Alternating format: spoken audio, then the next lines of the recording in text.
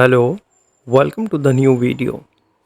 In this video, I will show you how to remove drop cap in Word document. For example, you can see there is a drop cap here. So, how you can remove?